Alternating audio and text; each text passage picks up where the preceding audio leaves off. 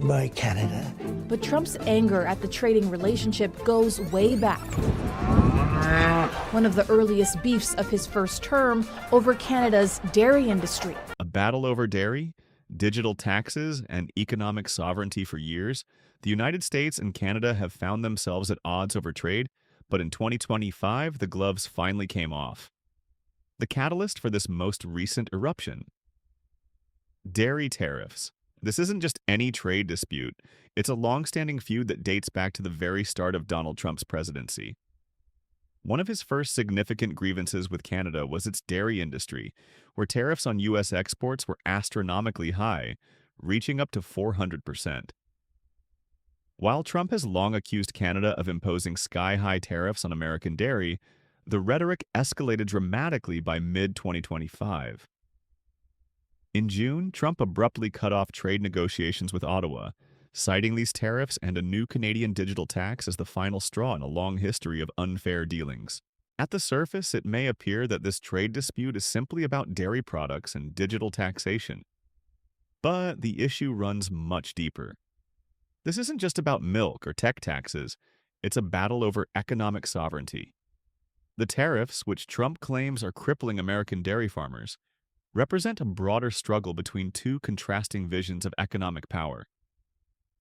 For Trump, the tariffs symbolize everything that's wrong with America's trade relationships, particularly with Canada. His obsession with Canadian dairy was born out of what he perceived as a system that allowed Canada to manipulate trade in its favor, benefiting from supply management that controlled prices and guaranteed income for farmers.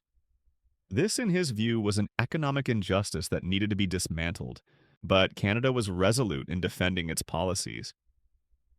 In 2018, the U.S. had forced Canada to cede just 3.6% of its dairy market access during the USMCA renegotiations, but even that was considered a concession too far. For Trump, that wasn't enough. He continued to rail against Canada's tariffs, pointing to numbers like 270%, 298%, and even 400%, which were technically accurate but applied only to imports that exceeded Canada's tariff rate quotas. In reality, the quota limits were rarely reached, meaning that a significant portion of U.S. dairy imports came in tariff-free. Despite this, Trump remained unrelenting, demanding more market access and declaring Canada's dairy tariffs a disgrace. In Canada, the pressure was mounting as well. The dairy industry on both sides of the border was feeling the strain. U.S. dairy producers, heavily reliant on the Canadian market, which accounts for nearly 40% of North American dairy exports, saw a sharp decline in trade, leading to price drops and financial losses. In Canada, farmers were facing their own challenges. While their supply management system shielded them from price volatility, the uncertainty surrounding exports led to production backlogs. Ottawa responded with a massive $6.5 billion relief package, but for many rural communities, it wasn't enough. The trade disruptions were costing both nations billions, with losses climbing to over $1.2 billion in total. While Trump's rhetoric and policies had immediate, tangible impacts on the farming communities, the real issue was the larger struggle between two economic ideologies. On one side, Trump's brand of economic nationalism, which sought to dismantle what he saw as unfair trade practices and create a more America-first system. On the other, Canada's defense of its economic sovereignty, particularly its control over agricultural markets. The question was no longer just about trade, it was about which economic vision would dominate North America. Despite Trump's inflammatory statements and dramatic threats, Canada's government remained firm in its stance. Canada's ministers have repeatedly declared that supply management is non-negotiable, with some even pointing out that Canada had already made significant concessions under the USMCA. Trump, however, wasn't backing down. He began linking the dairy dispute to national security, invoking concerns about fentanyl trafficking and border control as reasons for imposing new tariffs. For Canadian officials, this was a bridge too far. Still, as pressure mounted from both the U.S. and within Canada, the stakes continued to rise. Negotiations were at an impasse, and the potential for an all-out trade war loomed large. At this point, the dairy dispute was more than just about milk. It was a microcosm of a much larger battle over national identity economic control, and the future of trade relations between the two countries. A strategic retreat and the tension escalates. As the trade talks between the US and Canada spiraled toward a breaking point, Canada made a stunning move that took everyone by surprise. On the night of June 2025, just hours before a tax targeting big tech companies was set to be implemented, Canada announced it would reverse course and rescind the controversial digital services tax. This was the very tax that had pushed US-Canada relations to the brink, with President Trump threatening to impose tariffs as high as 25% on all Canadian exports unless the tax was scrapped. The digital services tax, aimed primarily at large US tech giants like Google, Meta, and Amazon, had been in the works for years. It was set to generate billions in revenue from American companies, but its introduction angered Trump, who saw it as an unfair tax that discriminated against US businesses. With the tax scheduled to take effect on July 1st, the clock was ticking, and Trump made it clear the US would not tolerate this move. He declared that if Canada didn't back down, new tariffs would be levied, potentially bringing the US-Canada trade relationship to a standstill. Faced with the imminent threat of tariffs, Canada decided to back down, making a swift and strategic retreat. Finance Minister François-Philippe Champagne announced the reversal, stating that Canada would cancel the legislation and that negotiations would resume under new terms. It was a significant concession, and many observers saw it as a diplomatic victory for Trump. For the first time in this trade war, Canada had yielded, but the real question was not what Trump had won. It was what he still wanted next. Canada's decision to rescind the digital tax was part of a larger pattern in this ongoing trade conflict. For years, Trump had been vocal in his criticisms of Canada's trade practices, particularly in sectors like dairy, telecommunications, and even agriculture. The digital services tax had simply been the straw that broke the camel's back. But Trump's demands were not just about one tax or one industry. He was pushing for a fundamental change in the way trade between the US and Canada was conducted. His strategy was clear: leverage everything on the table, from dairy tariffs to digital taxes, until Canada had no choice but to capitulate. This approach was not just about securing favorable deals, it was about demonstrating power and control. By forcing Canada to back down on the digital tax, Trump sent a message, not just to Canada, but to the world. He was willing to push his trade partners to the brink to secure what he saw as fair deals for the US. But while the digital tax was the immediate flashpoint, it was far from the only issue at play. Analysts quickly realized that Trump's ultimate goal was broader and more sweeping. His real demand was to completely overhaul the US-Canada trade relationship and to extract concessions from Canada on a range of industries. Trump had made it clear that he wouldn't be satisfied with just one victory. He wanted more, and he wanted it all. His rhetoric suggested that everything was on the table, from agriculture to telecom and beyond.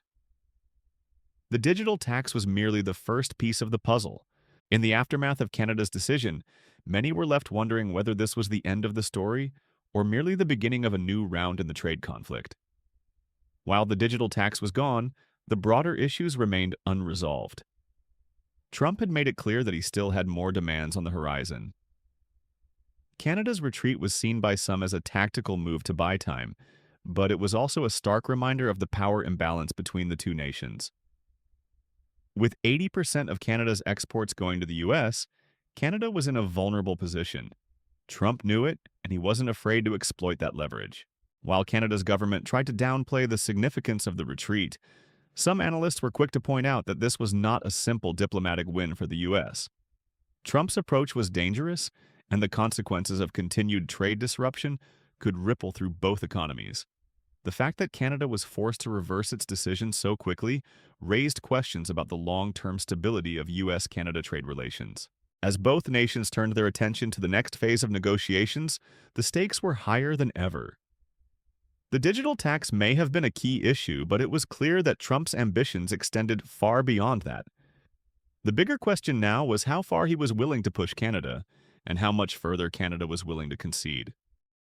Let me know when you're ready for part 3. Just type "continue" when you're ready to move on. The broader implications and the road ahead.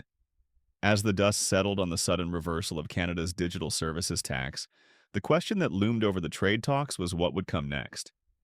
The digital tax was just one piece in a much larger puzzle, and Trump's leverage had forced Canada to the negotiating table. But this wasn't the end of the road. It was just the beginning of a more complex and high-stakes negotiation process that would shape the future of U.S.-Canada relations for years to come. The fact that Canada had made such a significant concession in the digital tax dispute suggested that Trump's aggressive trade tactics were working. But while Canada had rolled back its tax, Trump's demands were far from satisfied. The digital tax was merely a gateway issue. What Trump really wanted was a complete overhaul of trade relations with Canada, one that could potentially affect a wide range of industries. From agriculture to telecommunications and even dairy, Trump had made it clear that he wasn't going to settle for partial victories. He wanted to negotiate every corner of the trade relationship, and Canada, despite its current retreat, had no choice but to play along.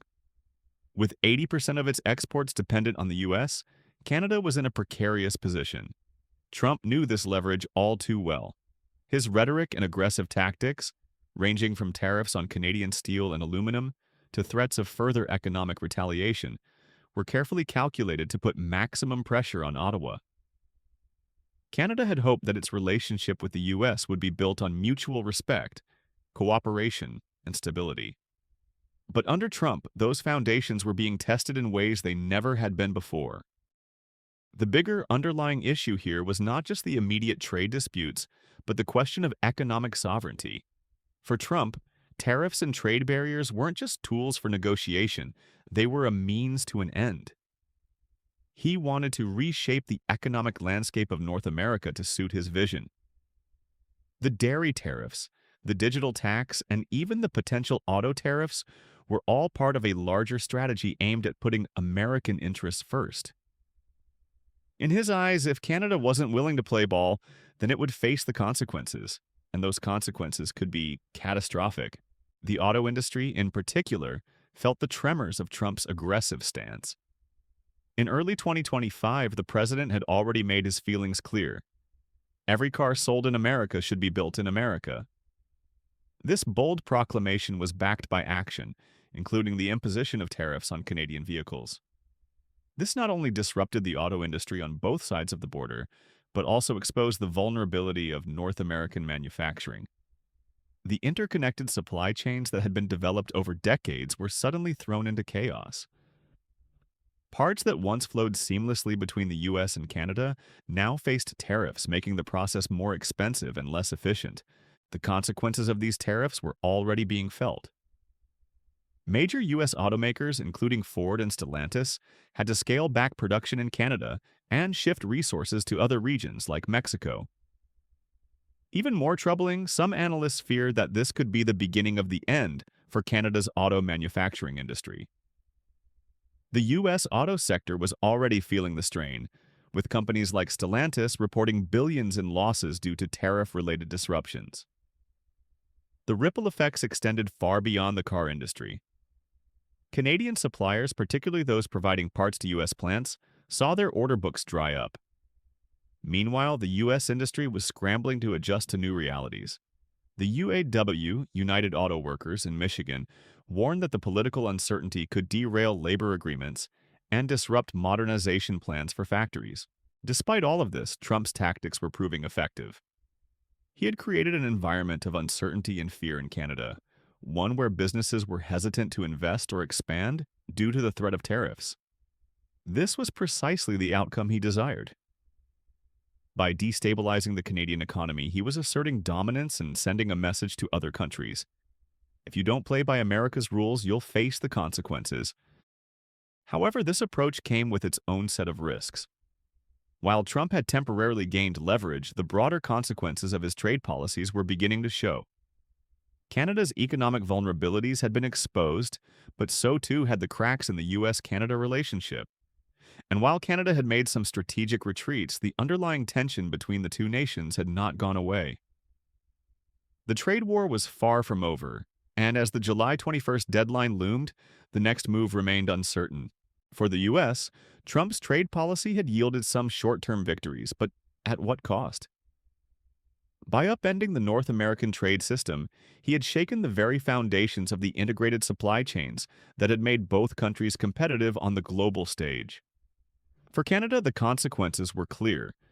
Despite the $6.5 billion relief package and diplomatic concessions, the disruption to its economy was already profound.